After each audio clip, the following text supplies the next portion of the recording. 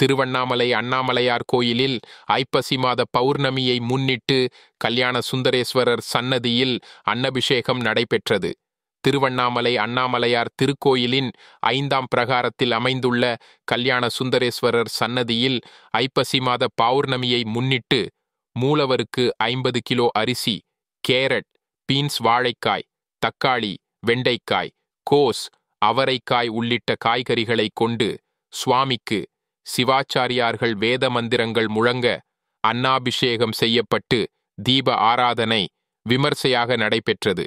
இறைவனை அன்ன ரூபமாக கொண்டு உலகத்தில் உள்ள அனைத்து ஜீவன்களும் பசிப்பிணி இல்லாமல், நோய் நொடி இல்லாமல், மக்கள் எப்போதும் பஞ்சம் இல்லாமல் வாழ்வதற்கு அன்னாபிஷேகம் நடத்துவது முக்கியமானதாக கருதப்படுகிறது. சிவனுக்கு அபிஷேகம் செய்யப்படும் பால், தயிர், தேன், சந்தனம் உள்ளிட்டவற்றுக்கு மேலாக கருதப்படுவது அன்னாபிஷேகம். ஒவ்வொரு ஆண்டும் ஐப்பசி மாதத்தில் அஸ்வினி நட்சத்திரத்தில் பௌர்ணமி என்று ஆகம முறைப்படி அனைத்து சிவன் ஆலயங்களிலும் அன்னாபிஷேகம் செய்யப்படுகிறது. அதன்படி திருவண்ணாமலை அண்ணாமலையார் திருக்கோவிலில் உள்ள கல்யாண சுந்தரேஸ்வரர் சன்னதியில் அன்னாபிஷேகம் நடைபெற்றது.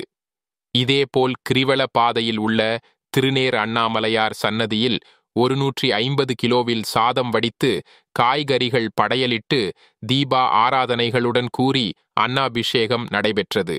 இந்த அன்னபிஷேகத்தை ஆயிரக்கணக்கான கிரிவலம் சென்ற பக்தர்கள் கண்டு தரிசித்து சென்றனர்.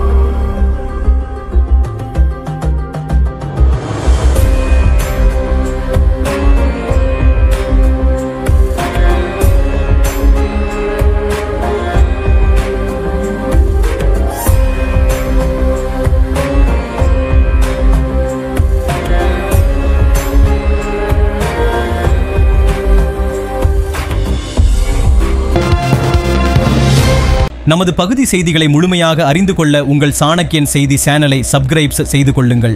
நன்றி.